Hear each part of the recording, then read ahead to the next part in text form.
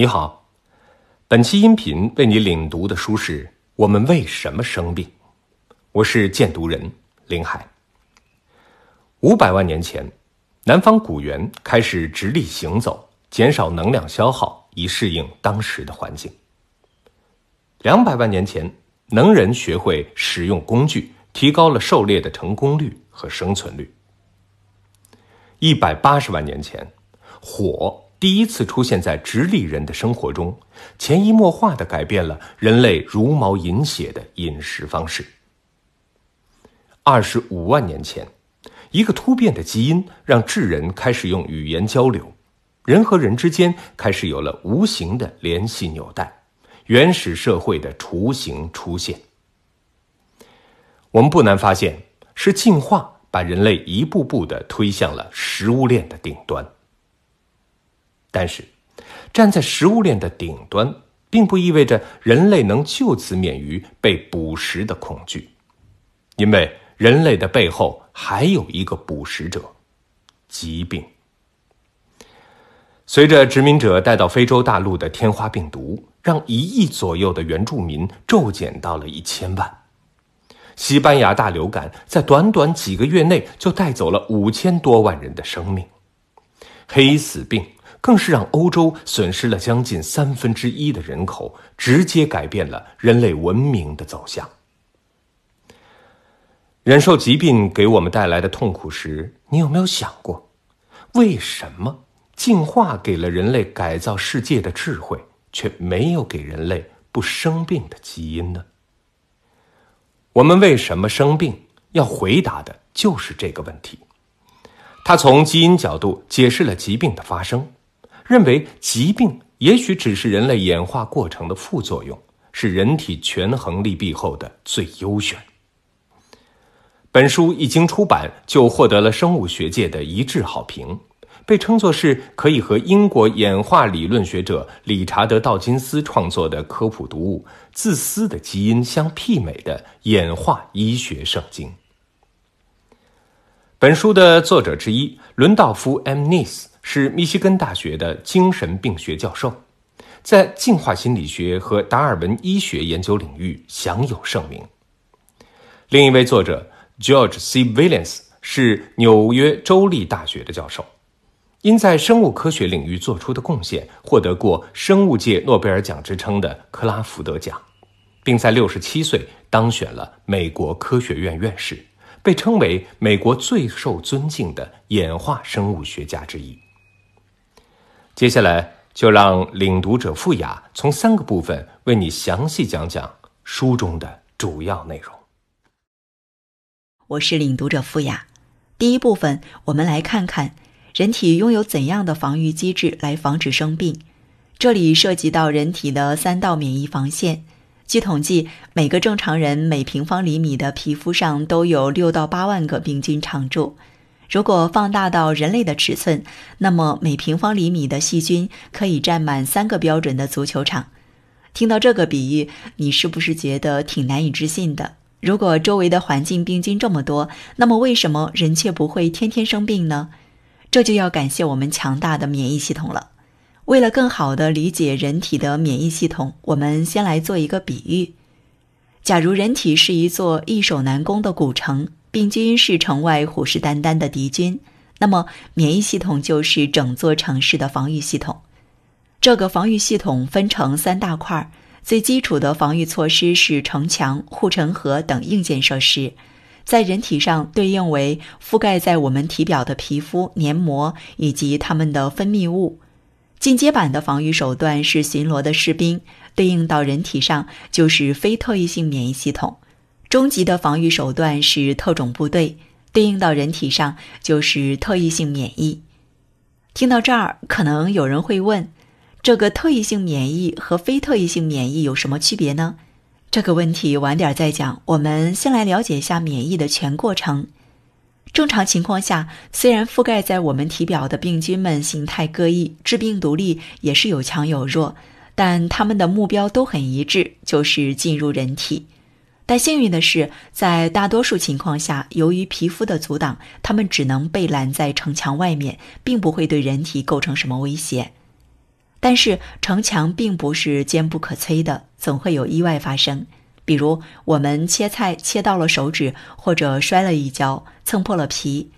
这时我们的皮肤屏障受损，就像是城墙破了个大洞一样，会让在外面蛰伏了好久的病菌趁虚而入。而进城后，他们干的第一件事就是烧杀抢掠，利用人体细胞内的物质制造子代病菌，壮大自己的队伍。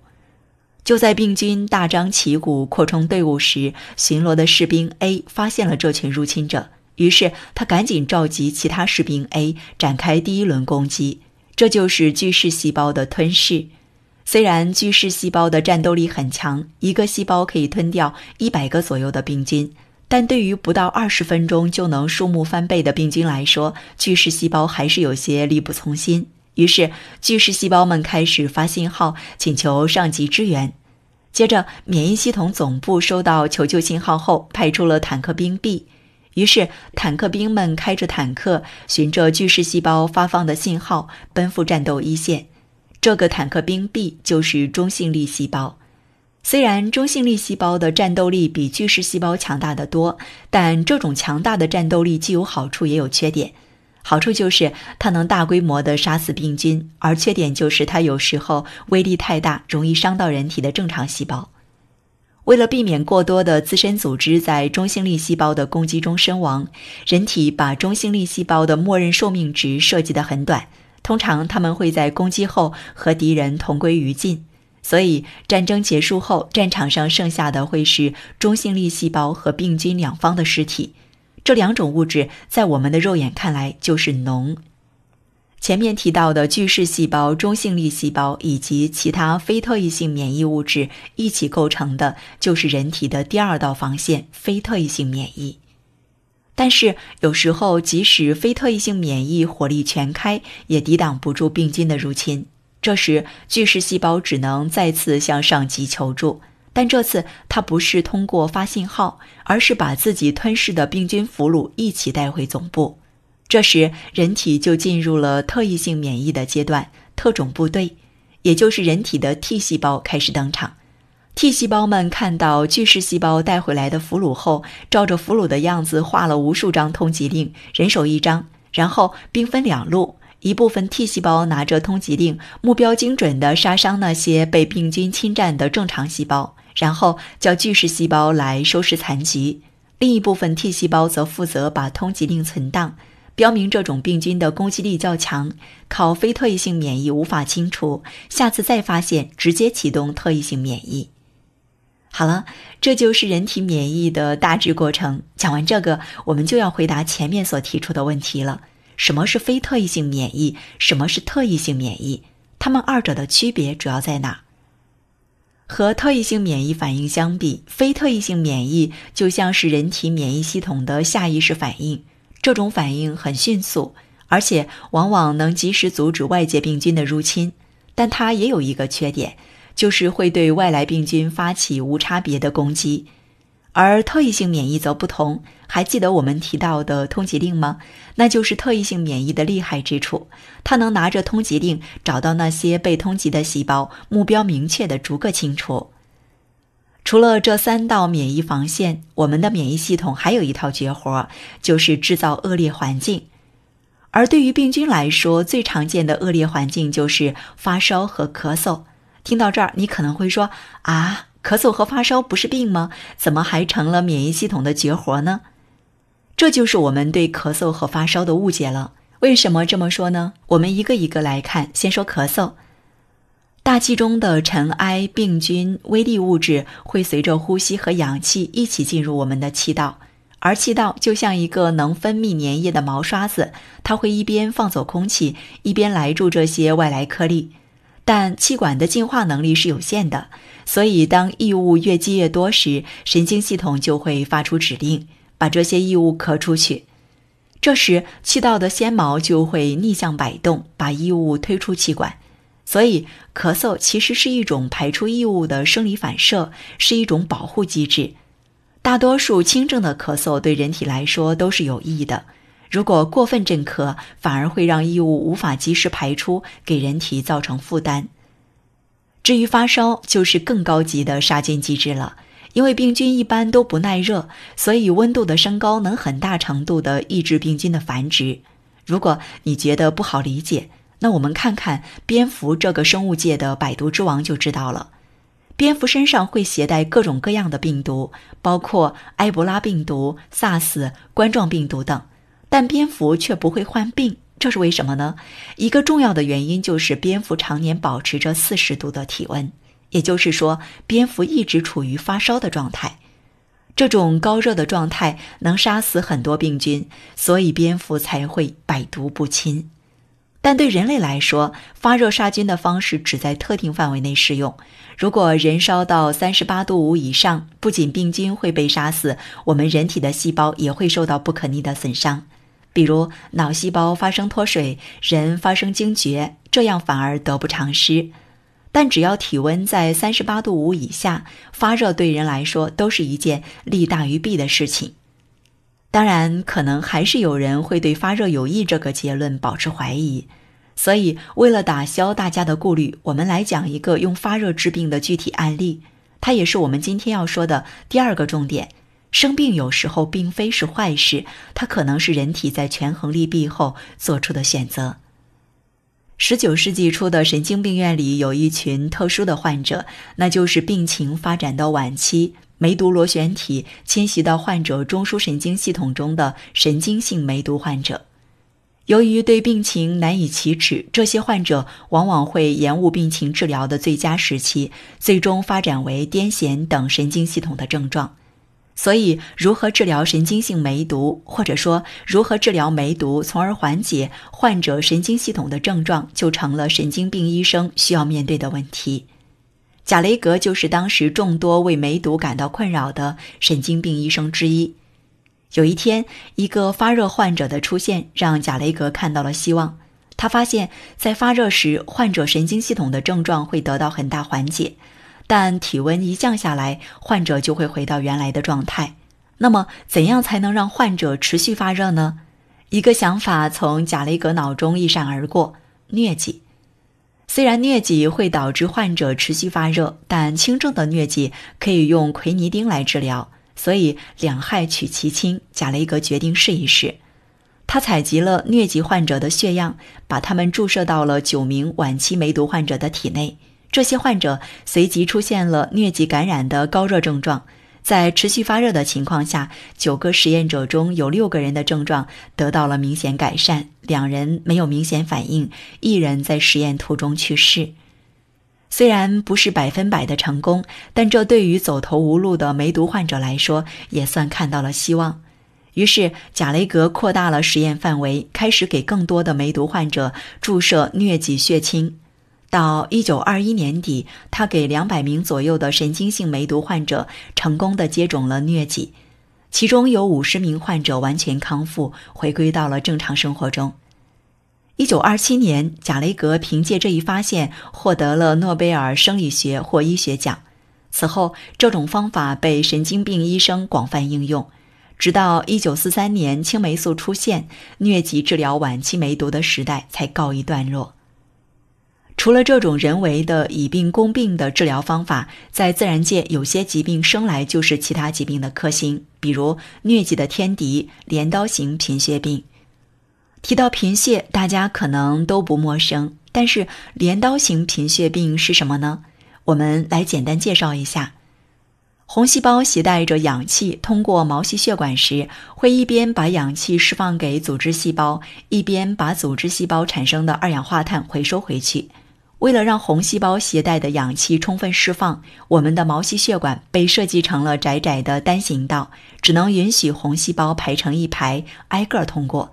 但是即使是单行，对于毛细血管这条狭窄的管道来说，红细胞的个头还是有点大，所以红细胞需要把自己蜷成一团，弯着腰才能通过。对于正常的红细胞来说，蜷成一团并不是件难事，因为它们本身长得就像是两面中心向内凹陷的圆饼。但是对于结构异常的红细胞，比如这种长得像镰刀的红细胞来说，它不仅携带氧气的能力低，蜷成一团这个动作也很困难。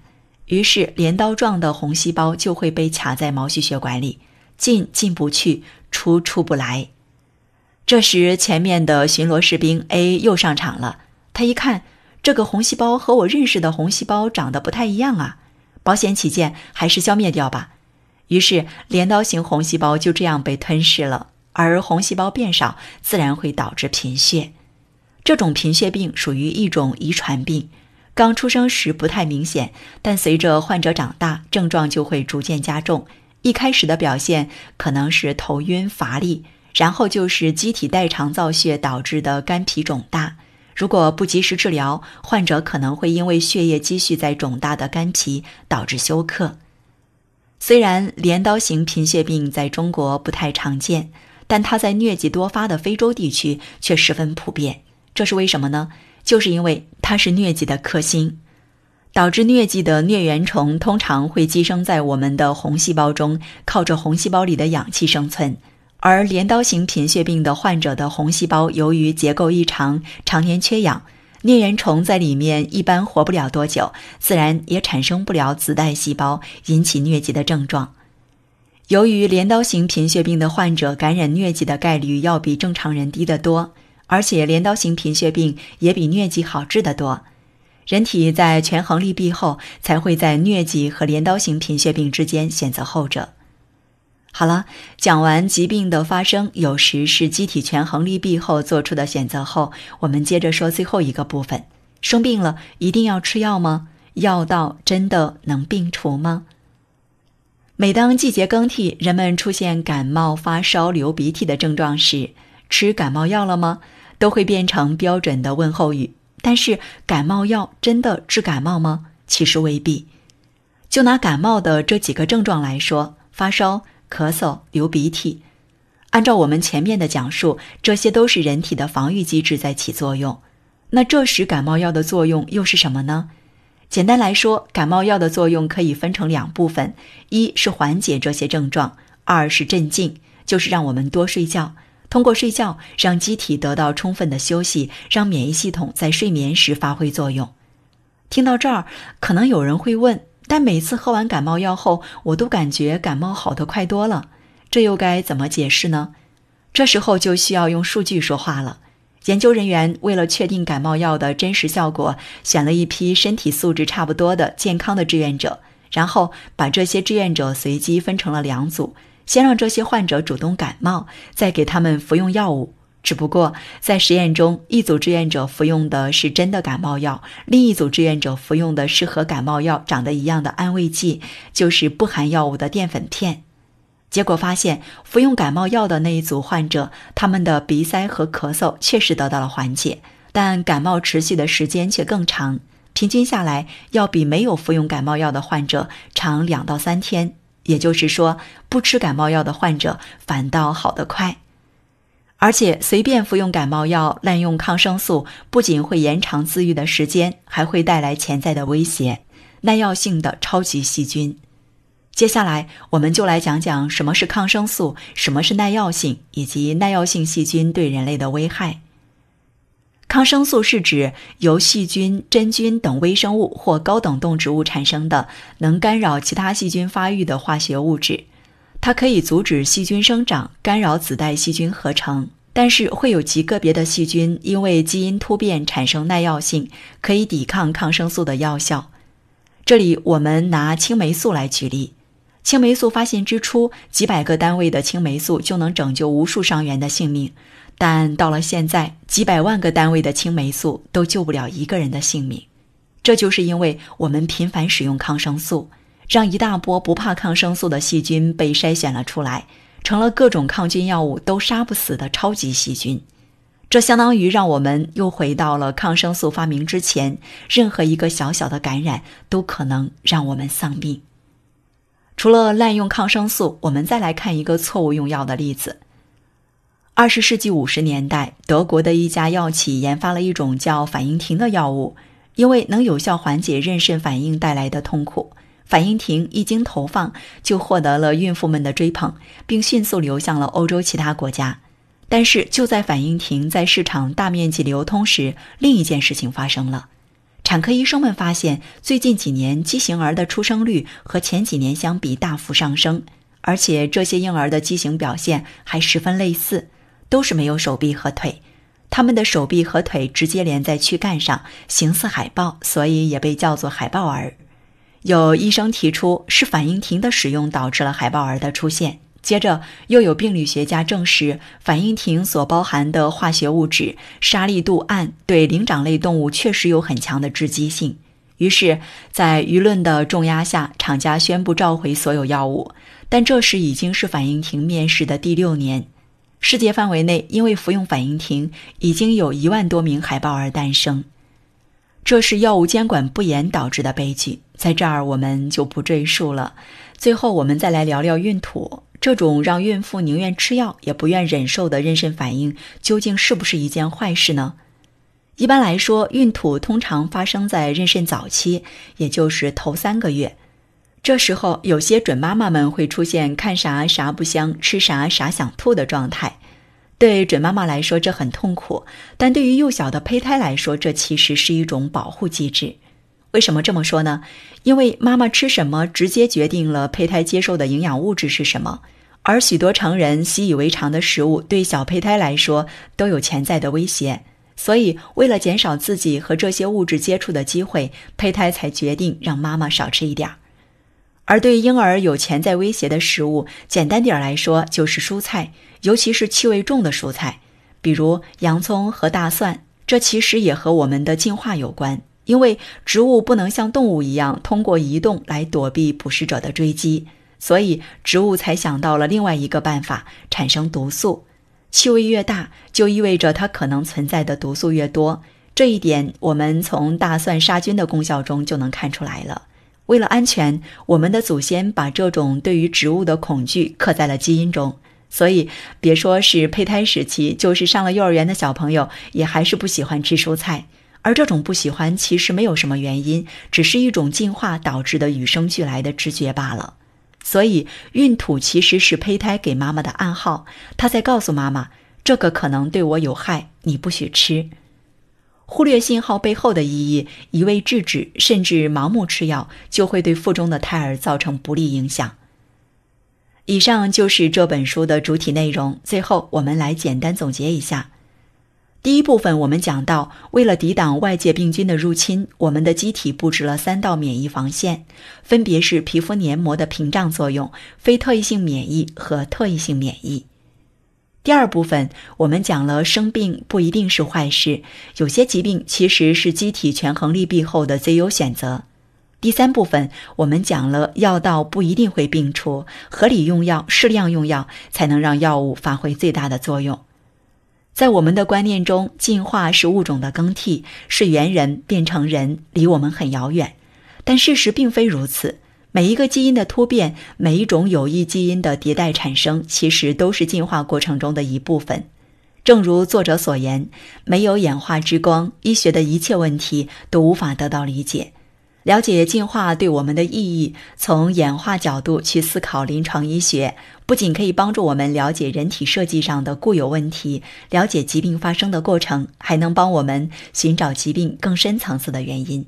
也只有这样，我们才有可能对患者进行更精准的治疗，才有可能去追求更完美的健康。好了，以上就是本期音频的全部内容，感谢收听，希望你能有所收获。